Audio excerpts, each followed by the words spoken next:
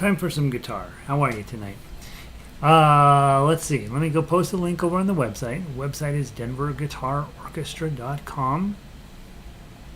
You knew that, or there's almost no chance you would have found this video anyway. Tonight we are getting ready to get into the fall programming, and we have so many good things going on. Let me update this page here. 3 blind mice tonight. That means we're wrapping up book 1. We're going to spend a couple weeks doing some singing and strumming type stuff, but tonight's sort of the end of the it's not updating. End of the run for knowledge on book 1 techniques, and then we'll start over again. DenverGuitarOrchestra.com. DenverGuitarOrchestra.com. That's where it is. Put the logo on here. Logo. Guitar logo. Open. Click.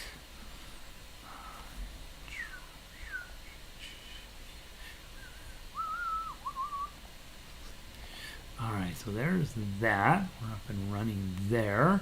Let me make sure the link is working properly. I have to click here first, and then I can check. I'm using I got one of those giant monitors. I bought the cheapest one I could find, which is the wrong thing to do. But the Denver Guitar Orchestra logo is monstrous on this screen. Alright, let's see. Looks like it's going to 394, which is where it's supposed to go. And we're all set. 6:02, let's get playing. Who's here? Sandy's here. Hey, Sandy. You found 3 blind mice challenging. 3 blind mice is very challenging. Yeah, so we'll talk about 3 blind mice. I'm sure I will bet almost anything it was not the melody and it was not the chords. I'll bet anything it was the tough you can. So we'll talk about that a little bit, Sandy. That's by far the toughest one in book 1, by far. And in fact, it's so difficult, I don't even really like to play it myself. So we'll talk about why that's there, though. So let's pull that up and get going on it. Hey Vic, how are you tonight? Fingers are troublesome. These are a problem. Hopefully you figured that out at this point, right? This is guitar. So yeah, if it was easy, a whole lot of people who bought guitars in the 70s would be amazing players these days, right? But it's hard, and so they didn't keep it up, and so now they have a guitar with lots of dust on it sitting out in the garage. Denver never sold that guitar because they loved the idea of guitar. All right, so we talked about 3 blind mice, and by the way, if you've made it through book 1, book 2, and book 3, all of the songs in book 1, congratulations, it's very exciting. Hey, Linda. So let's go through and talk about how we want to do G chord first. We have several methods for doing G chord. The standard out-of-the-box system for doing that G chord: index on the 5th string, 2nd fret, middle finger on the 6th string, 3rd fret, and then your ring finger down on the 1st string, 3rd fret. So do that first. Okay, that's your G chord. I believe there will be no days playing guitar that you don't have to make a G chord.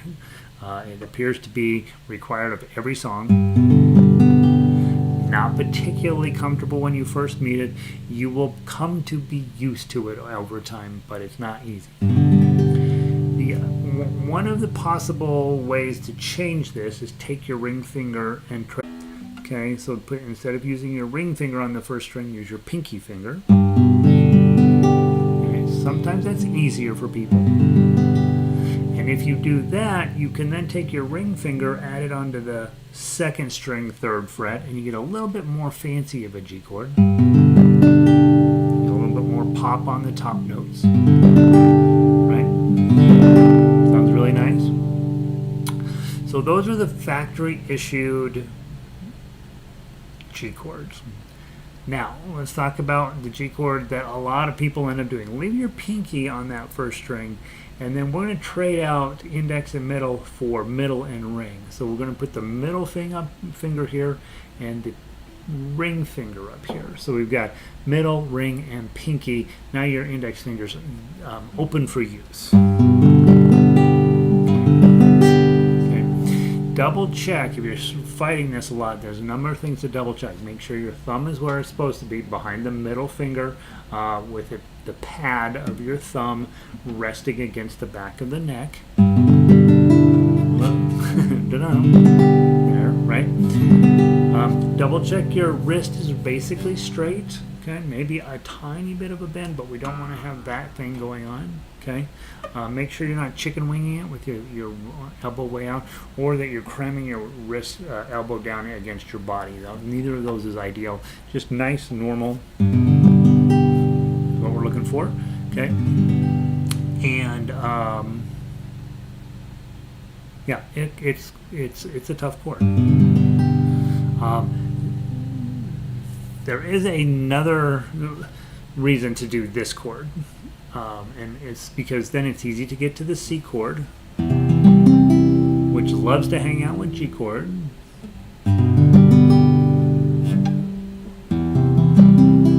And also then if you drop these two down, you get to the F minor 7th, major 7th. Okay. And then back to C. Now you can write a whole bunch of songs. Dun, dun.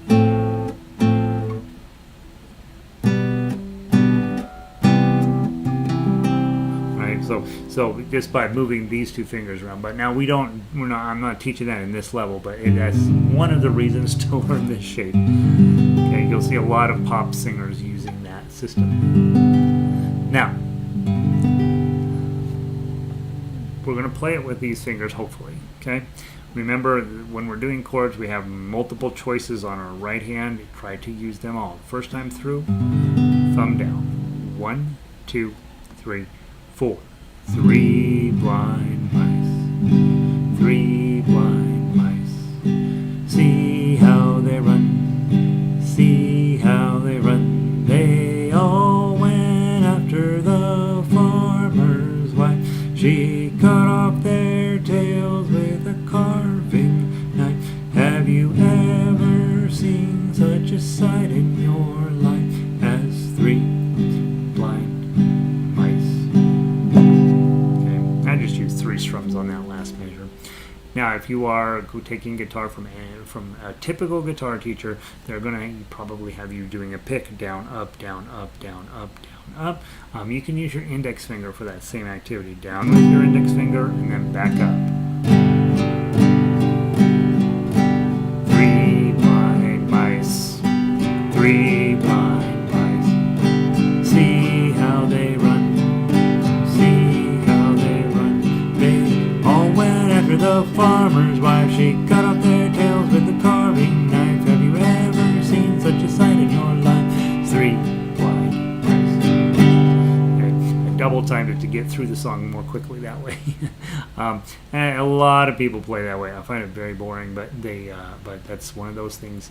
If you're using a pick up and down, and you notice I had to sing much louder to get over the sound of the guitar. That's how you get a louder guitar. That's why so many people use a pick. Is they're trying to get more volume out of this thing. That's not our goal. Just so you know, that's the amplifier's goal. That's why we plug in if we have to into a machine that makes us louder, rather than learning to play the guitar weird. Let's just play it right, and then you can always plug in or use a microphone to make it louder. All right, next way of doing it, your claw position. Pick any 4 strings, doesn't matter. 1, 2, ready, go. 3 blind mice. 3 blind. See how they run, see how they run. They all went after the farmer's wife. She cut off their tails with a carving knife. Have you ever seen such a sight in your life as 3 blind mice? Okay, that's the important one. For fingerstyle play, getting comfortable with your claw position is the important one.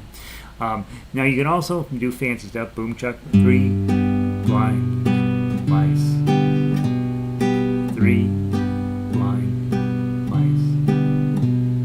Now there I'm just doing thumb pluck, thumb pluck, thumb pluck, thumb pluck. You can also do that same pattern, 4 fingers on any 4 strings, but instead of plucking them all at once, pick them all individually. Thumb, index, middle, ring, thumb, index, middle, ring, thumb, index, middle, ring. 3 blind mice. 3 blind mice. See how they run. See how they run. They all went after the farmer's wife. She cut off their tails with a carving knife. Have you ever seen such a sight in your life as 3 blind mice? Okay. So again, I double timed the middle of that just to get through it, but you see the idea, right? Is thumb, index, middle, ring. Because you're in 4/4, because you're in a 4-beat pattern, thumb, index, middle, ring. As the faster you can do it, you can do up to 8 clicks. What you can do as many as your body will allow, but generally we think of it as either 4 or 8, because you could do 3 blind mice, 3 blind mice. See how they run, see how they run. A little bit boring that way. If you can double time it, 1, 2, 3, 4, 1, 2, 3, 4, 1, 2, 3, 4, 3 blind mice, 3 blind mice. It just ends up sounding a little cooler and probably a tiny bit easier to play once your fingers cooperate. All right, let's play the melody. And Sandy, we'll find out if this was where your challenge was. It's possible. I doubt it, but it's possible that this is where the problem was. Okay, so if it was, the big thing you're thinking about is if it's a 2, you're going to use your middle finger on the correct string. If it's a 3, you're going to use your ring finger, and if it's a 1, you're going to use your index finger. So you're truly first position song. Okay, let's go through it nice and slow. The hardest part, I think, when you're first starting is which darn string are you on, right? And that will go away. It just takes a little while to get used to the comfort. I would say use your thumb when playing the melody, usually. Okay, 1, 2, 3, 4.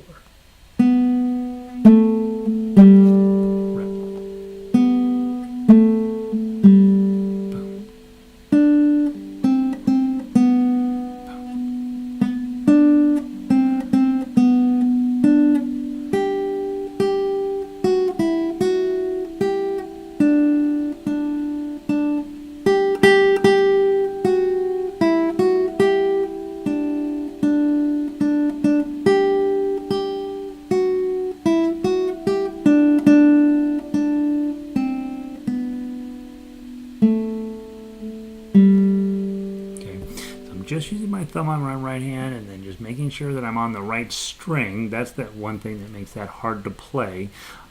So probably, as I'm looking at that, I'm going, you know what, I think that's definitely playable. I'd say you're only using the top 3 strings through the whole thing, using your thumb. It's actually easier than like Farmer in the Dell that goes to the 4th string.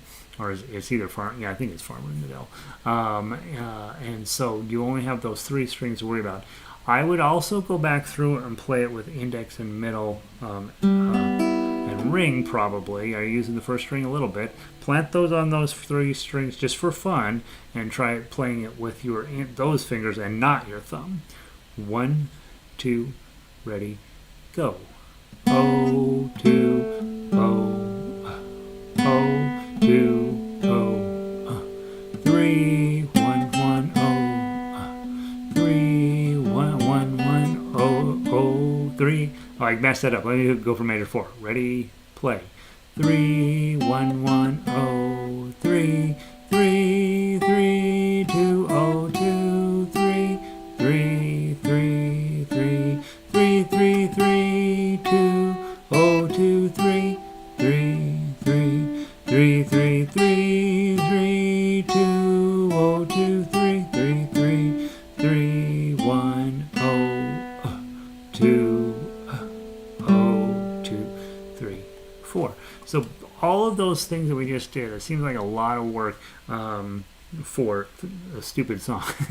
But it's not. All of those techniques are going to be useful for you down the road. And honestly, guys, if you're here in town, That's all I tell you about Three Blind Mice. We are going to talk about the tough acts just because I know you guys are experienced players, all of you, and I want you to be able to think about this. But Three Blind Mice is not a tough acts piece that I would generally expect anybody to play because it's really challenging. You plant your middle and ring finger here. They're never going to move. Those two are never going to move. Okay? You're going to be playing the melody with this pinky. Sometimes it's going to be on the first string, third fret. Sometimes it's going to be on the second string, third fret. And then your index finger is going to have to jump in here, play the third string, second fret, and it's going to play a 1 over here, and I believe it plays a 2 on the first string. So the index finger is going to be doing a bulk of the work, but your pinky is going to come and play those 2 notes. Okay, I think in fingerstyle that's a way to think about generally how you do stuff. You're building the melody around the chord. So the chord is hanging out doing its job, and then the rest of your fingers are busy as heck getting everything else in there. Okay, so now let's just leave these 2 planted and then just read the music, and we'll go really slow, and do know that I know that this is hard. Okay, thumb down, just play the thumb down on all this stuff. 1, 2, ready, play. Strum, put your 2 on, strum, take it off, strum, hit the 3. Again.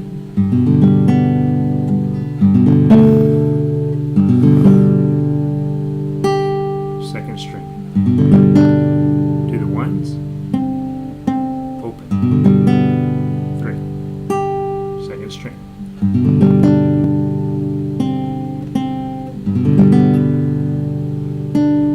Top string. Index finger 202. Pinky finger. Pinky finger. Jump the pinky finger. Index finger. O2. Pinky finger. Jump.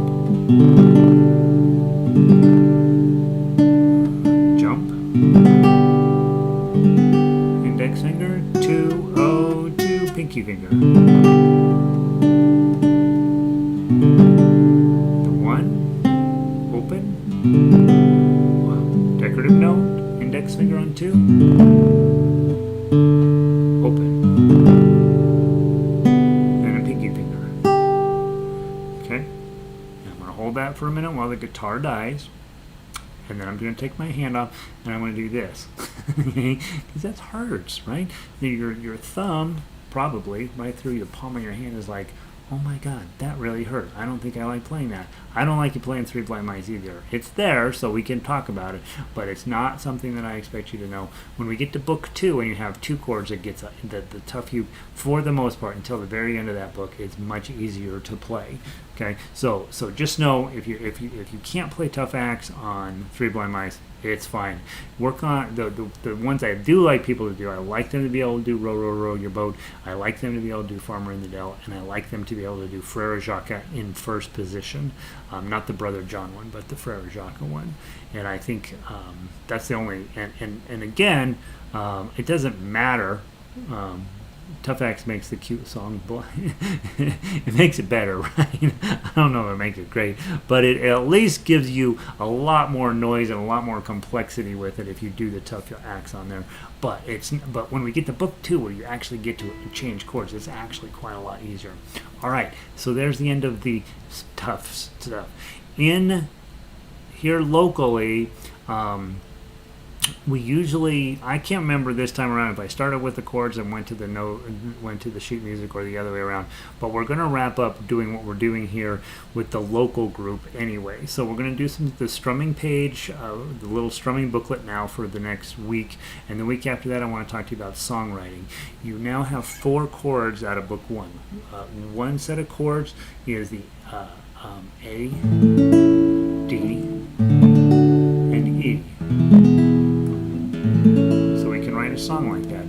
This is a song in the key of E, and I'm gonna get rich playing it. Okay, that's with one of of the sets of chords that you have that you can play.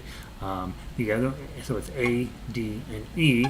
The other set of chords you have is D, D, G, A, D. Okay, so you can write a song in the key of D. Most of the cowboy songs I know are written in the key of D, 'cause it's pretty easy to play. Okay, so we'll talk about that not this week, but next week. I'll have you write a song. Sandy says, much better. It was original finger placement staying in one place. It was original finger placement staying in one place, too easy to move between the chords. Yeah, I think if you can get those two fingers to not move, you know that everything else is just going to be rocking back and forth between your pinky and your index finger. Not easy. Not easy. Maybe easier. Let's talk about this little booklet. Your job this week is to learn all of the chords except F sharp minor. Okay, so you've got the strumming book. It's got an A chord. It's got a D chord. And then when you make your E chord, just make your E chord first, and then lift your ring finger up, and then back to A. Okay. So in the little booklet, the ones with the red headlines, Frere Jacques is the first one. You'll see a little A in brackets, and that means play the A. Are you sleeping? Are you sleeping? Right? And be smart with your right hand. Don't just do the thumb. Right? Do different stuff. And you also have three blind mice. Three blind mice. Three blind mice. Okay, those are both written in A. Okay, on page 2, you have row, row, row your boat written in D, which is what you learned it in anyway. Row, row, row your boat gently down the stream. Merrily, merrily, merrily, merrily, life is but a dream. Okay, you also have Farmer in the Dell, which is in D. We did it in A in the other book, in the main book, but it's in D here. And again, since it's a one-chord song, you don't really care. The farmer in the dell, the farmer in the dell. Hi-ho, the dairy-o, the farmer in the dell. Okay, so that's in there. And Lime and a Coconut on page 2, you put your E chord on, lift your ring finger up. Okay, and this isn't the exact words or the exact way it's done. It's definitely heavily edited, but you'll see the idea here.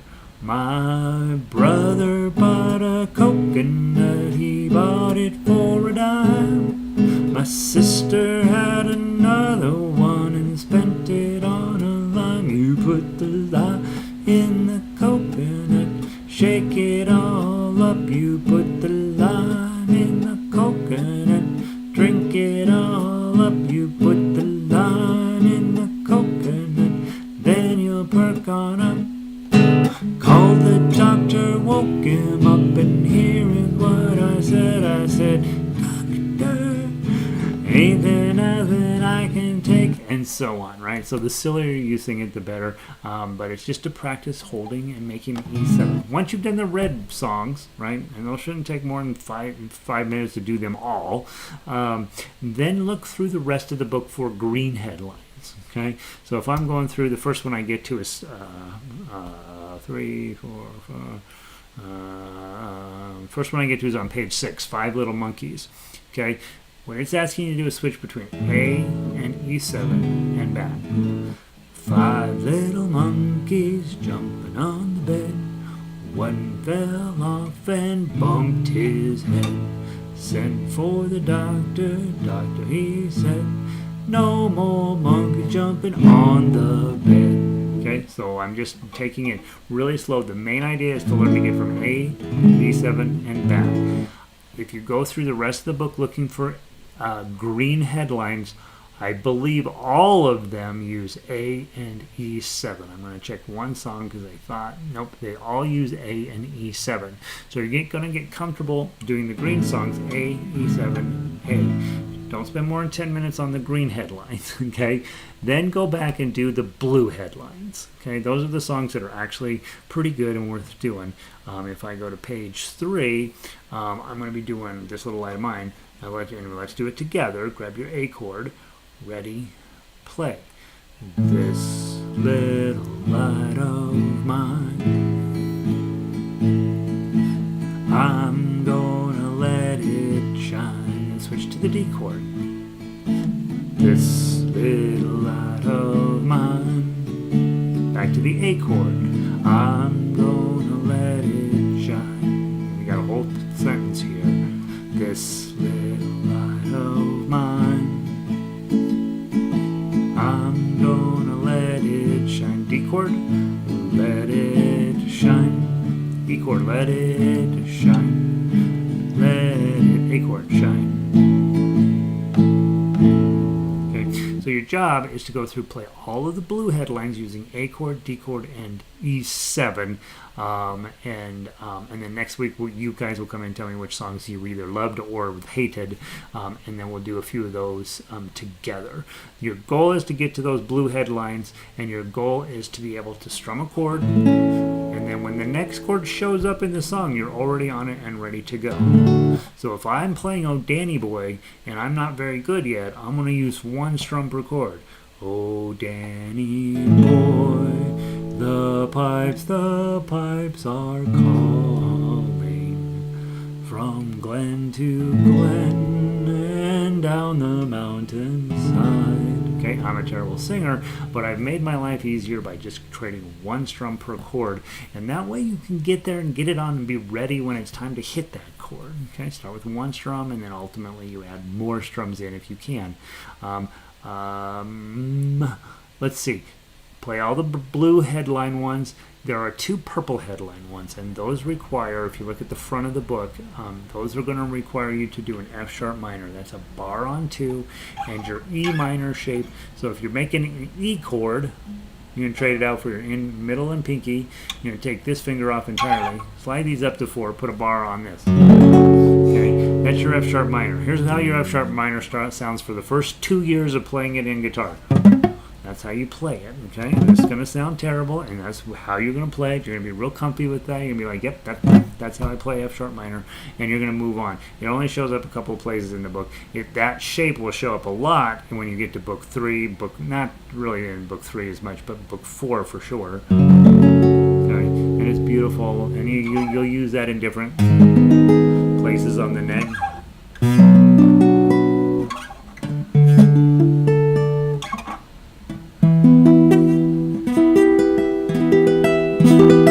So you're going to use that shape around on the neck, but you don't have to know it yet. Okay, all you have to know is it looks like this and it sounds like that. And there's only 2 songs in here that use it, and it's usually a one-on-one situation when I have somebody in the office. I'm like, all right, let's take a look at your bar chord. Okay, so don't spend any time on the purple ones yet. All right, so that's your job for book 1 this week, is just a lot of chord, a lot of A, a lot of D, and a lot of E7. And then the following week, we'll talk about songwriting and the chords that you know, and then we will graduate you out of book 1, theoretically, and then that's it. Okay, so book 1, almost done. Let's swing over to book 2 now. On book 2, I forgot what we're playing. Oh, the ever delightful A-Tisket, A-Tasket. You are welcome for getting to learn to play this song. I feel kind of proud of you. Okay. Here we go. A chord and E7, right? Okay, so what we just did on the little booklet. So now your skills show up. Okay, let's play those. 1, 2, ready, play. A-Tisket, A-Tasket, a green and yellow basket. I wrote a letter to my love, and on the way I dropped it. I dropped it, and on the way I dropped it, a little girl, she picked it up and put it in her pocket. Okay, so A and E7, there you go, shows up. Okay, good thing you learned them in book 1. All right, let's play the melody now. It's all 0s and 2s until the second line when you get some 3s sneaking in. Okay, from the top, 3-beat count in, 2 times through, 1, 2, 3.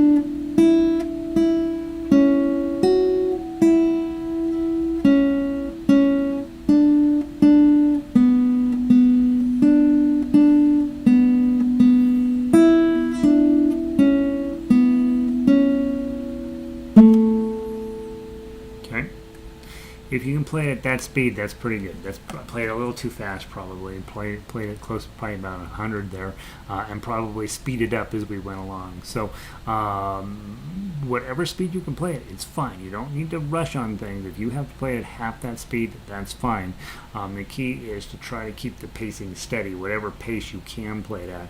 The second line is more challenging than the first line, so whatever speed you can play that at, that's the speed you should play the song at. Okay. Now let's go through and see how we do on the tough uke. Okay. You're going to start with your A chord on. 1, 2, 3. Oh, strum, 2, 2, strum, 2 pinky, 3, strum, oh, 2, 2, strum, 2, 2, E7 with the 3, pretty hard.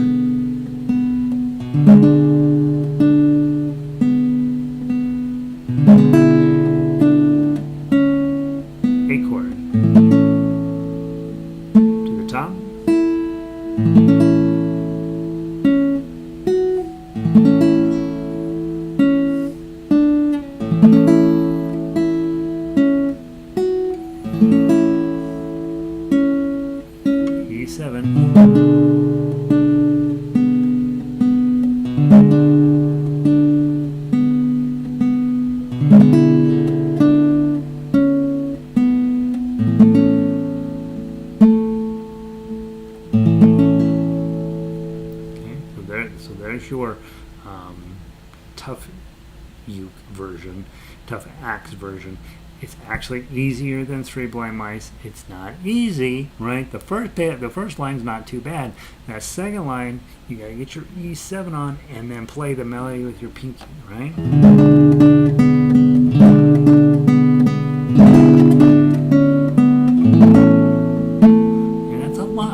So play it as slow as you need to. There's no rule that you have to play that in any specific timing. So hopefully that made sense. And if you were able to play it now, you're in great shape. If you're still working on it, you're still working on it. Don't worry about that. That's just going to be one of those things. That's a pretty challenging moment. Yeah, when you hit major 5 and you're like, I hate this song, right? All right, A-Tisket, A-Tasket. That's looking pretty good to me. Let's play Ain't Gonna Rain No More as your song for the week. I gotta go backward in my book because it's alphabetized. It's funny. Your 2 chords here are a D chord. Oh, it ain't gonna rain no more, no more. Ain't gonna rain no. And you got A7. That's a new chord. It's really an A chord with the middle finger picked up. But almost everybody plays it with index and middle, right? Because you're playing it in D. It just makes sense to lift these 2 guys up to get your A7 and then back. Okay. Oh, it ain't gonna rain no more, no more.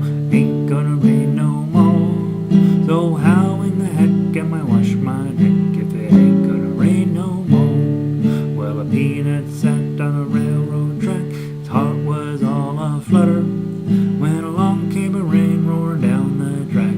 Toot toot peanut butter. Okay, so that's how it's going to go. That's the chord you want to work on. Get comfy with going from D to A7 and back. Notice in measure 7 that you are supposed to have an A chord on there. Okay, it's optional. If you get it on there, it will sound better, and the tough uke's going to require you to have that A chord on.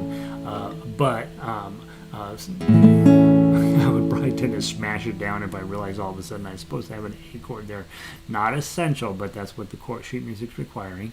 And then you heard me sing the melody. The melody's all in first position. It's just 0s, 1s, 2s, and 3s. I don't even know if there's any 1s. There's no 1s, so it's all in 2 and 3. So you're going to play the whole thing with your middle finger and your ring finger. Take your time to mess around with that. If you don't know the melody, go listen to the MP3 on the website once or twice, and then you'll be like, oh yeah, I know that song. And then play the melody. The tough act here is actually the easier one than A-Tisket, A-Tasket. Okay, so it's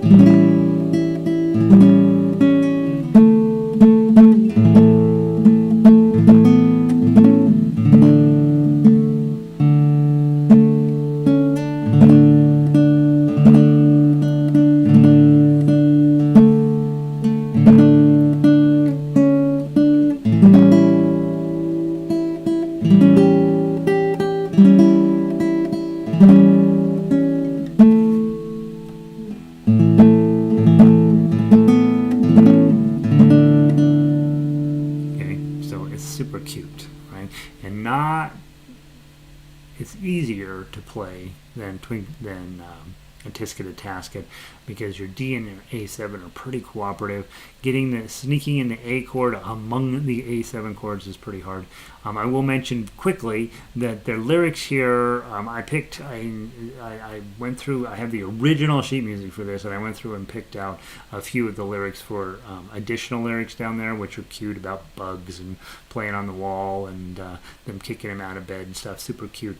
It's not unnoteworthy that there are a total of 50 verses that the original author wrote for this, and probably a third of them are wildly racist and wildly sexist. So I decided we don't need anything to do with those.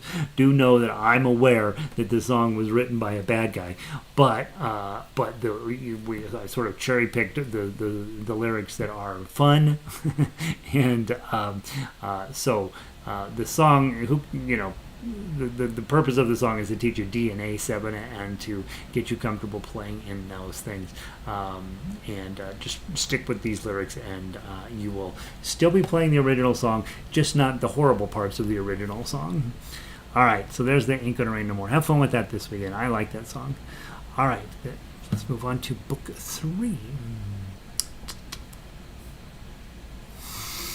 And we're playing Last Rose of Summer this week. Last Rose of Summer is getting kind of long in the tooth, isn't it, guys? We've been having really hot weather around here, and so I will be happy to see it go. Here's my internet star coming in now. Donna has been busy recording stuff for posting on YouTube, so she's sneaking in. She's let the cat in here, so we're probably going to end up with a cat situation here in a moment. But Last Rose of Summer, guitar. There you are. Done. Last Rose of Summer, guitar. All right, so Last Rose of Summer, we talked about this last week. Hopefully you had a chance to practice it this week. Let's see what happens when we do this. From the top, 2-beat count-in, and you're starting off on an A chord. 1, 2.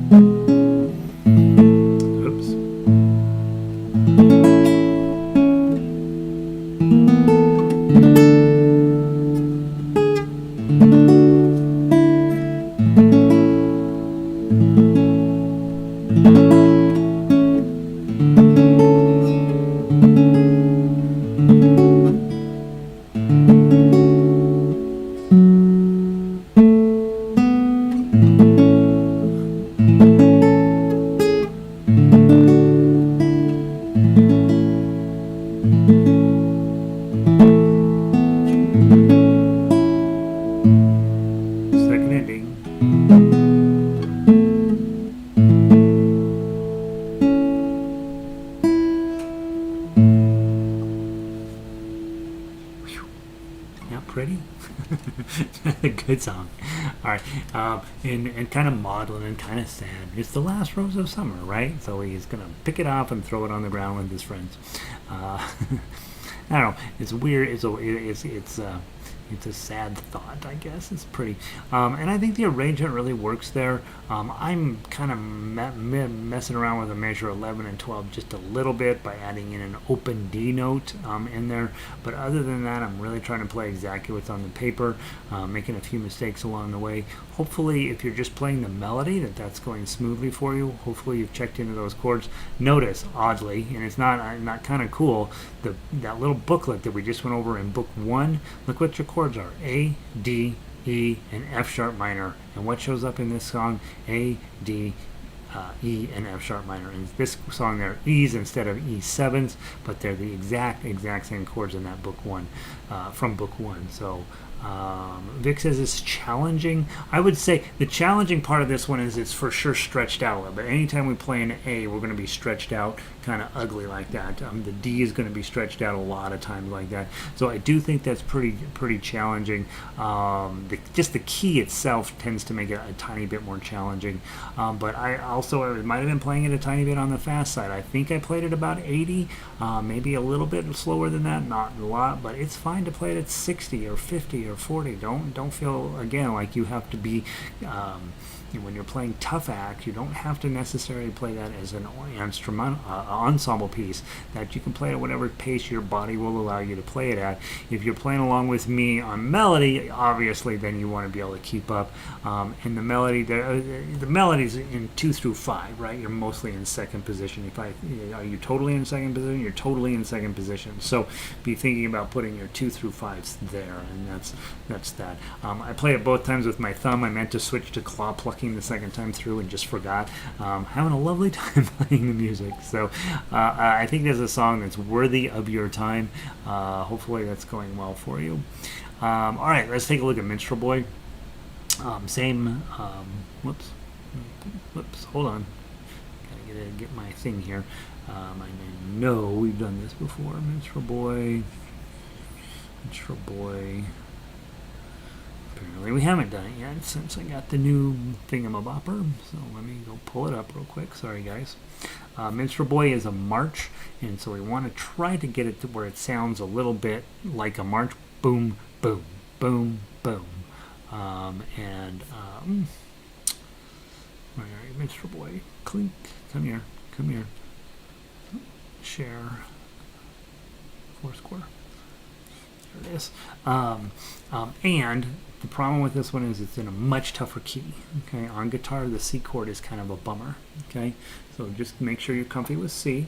The minstrel, you got your F chord in here, which you learned in book 2. Boy, to the war is gone, in the ranks of death you will find him, his father's sword he has girded on, and his wild harp slung behind him. Okay, I tell you, make it sound like a march and then I sing it like a ballad. Okay, land of song, said the warrior bard. Look how hard that's going to be. Though all the world betrays thee, one sword at least thy right shall guard, what faithful harp shall praise thee. So I have no hope of singing that. Look how high up it goes. But those are your chords, C, F, G, and A minor. Those are the standard piano chords, standard ukulele chords. And so on guitar, the problem is F chord's really hard. Okay, and so you are still comfortable with the minstrel boy to the war has gone, in the ranks of death you will find him. That's what your F chord might sound like. let it sound like that. It's fine. It'll go away. It'll go away when your hands are ready. I gave you the melody. Basically, it does run up to 7 and 8 here. A little bit more challenging melody. So at least we'll run through that. And then the tough acts here is tough. Okay, so you're going to be doing the pinky, and then this F chord here. I just put what you guys will think of as a B flat on ukulele.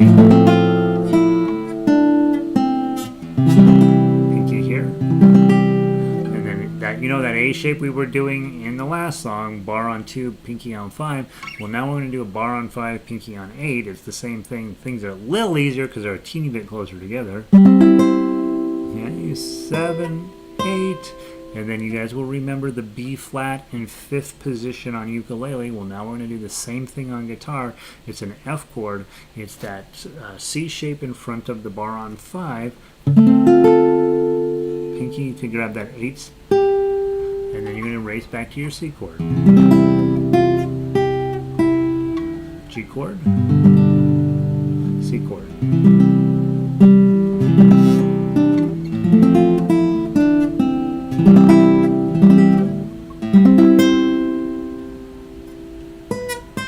I usually put a fermata there.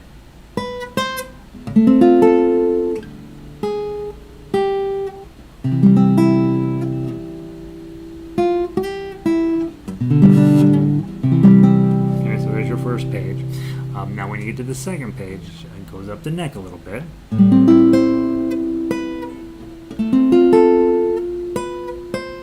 And then just slide your shape up to 7. Right to 5. And then open it up, and then that 5 5 5, the 5 5 5s, and then the 7s. Guess what you did? Here's your F sharp minor that we were talking about in book 1, but it's up on 5, where it's an A minor. Okay, and then you've got just to add your 6 and 7 here.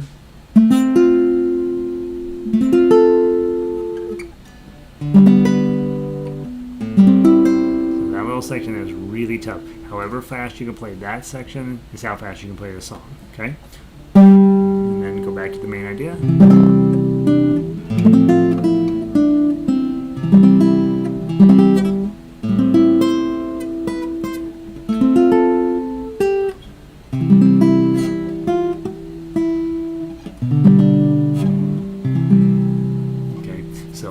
It's a beautiful song, and we play it on harmonica on a regular basis, and we play it in this key, as a matter of fact. So we've all been like, oh, it's okay on harmonica, not too bad, kind of pretty. You get to this, and you're like, this is a really hard song. So it's a pretty challenging arrangement on guitar.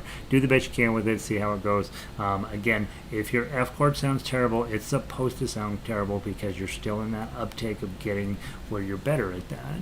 Okay? All right, if Last Rose was challenging, Minstrel Boy will be more challenging. How about that? All right, there's that. Now, last week we did not do a great job. We were having all sorts of challenges with the classical music broadcast, and so I'm hoping for a better showing today. Those of you guys that are just doing fingerstyle and you don't want to do anything with classical, which is, you should definitely do stuff with classical. You may sneak out, but if the rest of you, let's go grab Carousel. I believe after the mess that last week's broadcast was, that I think that I got there and I was like, we should have played Carousel, and I think I straight up skipped it. So I think we played Siciliano and Arcadian Lullaby last week.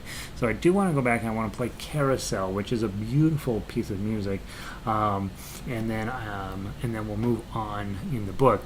So grab Carousel first.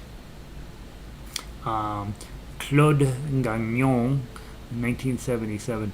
The RCM books are out of Canada, and so there's a heavy French influence in them. And so Claude de Gagnon looks like he's definitely from Paris, but he's probably from Ontario or Quebec or something.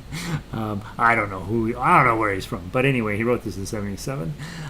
Let's take our time through it. Remember, we played down all the way to the bottom, and then we come back and play that first line one more time. Okay, so you're going to start in A minor. I do find the key chord shapes a little bit helpful here, but not a ton helpful, so you may decide not to do it. And then remember in switching from your thumb to your claw. Okay, let's see, 1 and 2 and.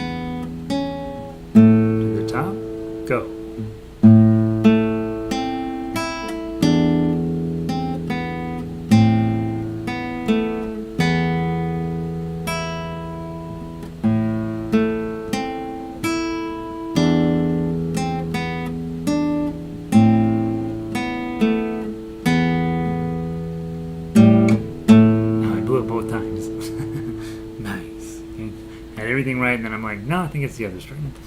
Is that pretty? That's really nice. Okay, hopefully that's it. I put that on. I hope I highlighted that one on the page, classical page. That's a fun one. All right, let's take a look at, we got 6 minutes, so let's try, let's pass through Siciliano and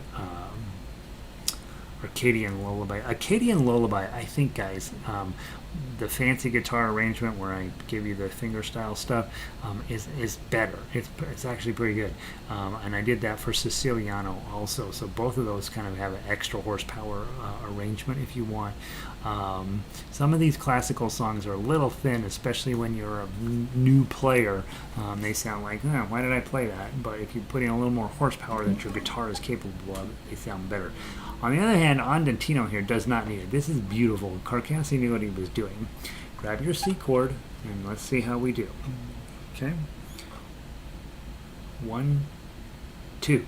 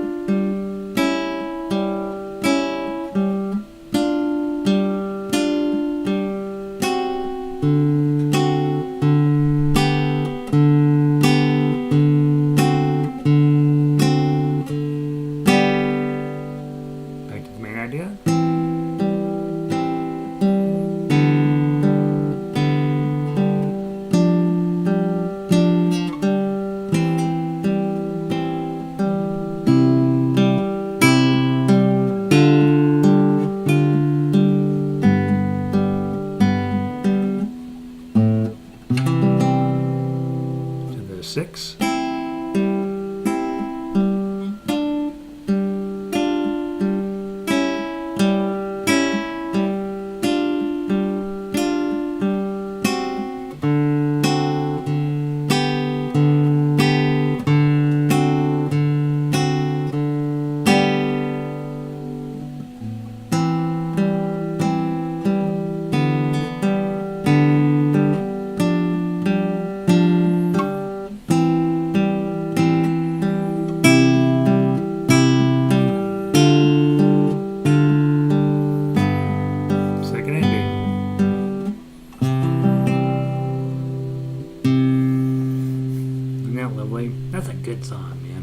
And it's all built around chord shapes, right? So the chord shapes here are pretty helpful in terms of getting that C chord on. The second measure number 1 with the 2 3s, I don't really think of that as a G chord, but it's a G7 is really what's going on there. You're playing that F note there, which allows you to get back to the C quite handily. It's just a modify. The F's in the bass instead of where we would expect it in the melody note. So there, isn't that nice? Hopefully that's going well for you. Let's see, we got 2 minutes. What's on the next song? The Waltz by Zenamon. Yeah, it's 1 time through. Let's knock it out. Let's do the Waltz by Zenamon. And guys, I didn't have a chance to play this prior to class, so let's hope that I can sight read it. How about that? It's in 3, but it's all these half notes to start off with, so it's a little wanky feeling. Let's see how it goes. Pinky finger on 4. You don't need chords on this one. 1, 2, 3.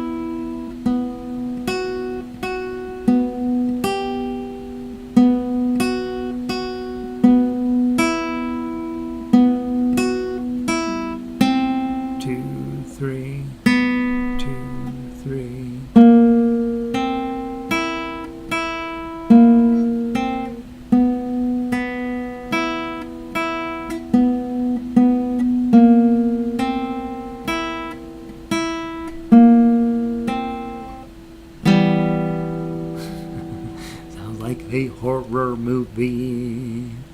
Okay. The reason chords are not helpful on that is there's all sorts of notes in there that don't necessarily get along with each other. It's technically in the key of G, but I was certainly, or maybe E minor is probably really in the key of the E minor is what I would suspect in here. There's some flats kind of getting in the way to help you think about it that way, but a very odd little tune, and it's kind of fun. I don't know. So next week we'll start with Moonlight by Stefan Rack, and then I'll add on a bunch of others onto the playlist. Hope you guys are having a great night. Hope guitar is paying you back a little bit at a time. I am meeting with my professor tomorrow at 12:30 to set up our plan for the year, and so I'm a little bit afraid of what I will be doing, so I will keep you informed. You'll probably end up doing half of the stuff that I'm supposed to be doing too, so well, I'll let you know how the meeting goes, and you guys have a great night. Why is this a waltz? It sounds spooky. It's in 3, right? But there's a half note with a half note we pull through, and then another half note that's sitting in beat 2. So let me pull it up and tell you. You're still in 3, right? So the first note, that 4, it's for 3 beats by itself, just hanging out. But then your second note is a half note. Happens during beat number 2, so nothing happens in beat 3. Is it a waltz? Yeah, technically, but it's not the kind of waltz we think of. Bum bum bum bum dum bum bum bum bum bum bum bum bum bum bum bum bum bum bum ba dum bum bum bum bum. That's what we think of as a waltz. This one, you're gonna your bass note is hitting and it's not really bass note, right? Because it's in the always on the third string or even the first string in one case, second string. So they're not real deep bass clunks to get started. But every single note, every single measure has a dotted half note to get you started, and then the other two notes that happen during that measure turn it into a waltz. So yeah, it's a waltz. It's in 3/4 time, but that's the only thing waltz-like about it. It is a spooky sounding little tune, and it's spooky because those notes don't necessarily go together, right? And you can measure 19 tells you everything you need to know. Flat, and then another flat, and then a natural, and then a nothing, and then a flat, and then another flat. So whenever you see a song like that, there's going to be some tension and some weird stuff going on in the music, and it's kind of cool. I mean, I do think it's interesting. Not the kind of music I'm going to play every day, but it certainly creates that exact question: how in the world is this possibly a waltz? Well, because it's in 3/4 time. Outside of that, it's nothing. Nothing about it makes us think waltz, right? Unless you're waltzing in the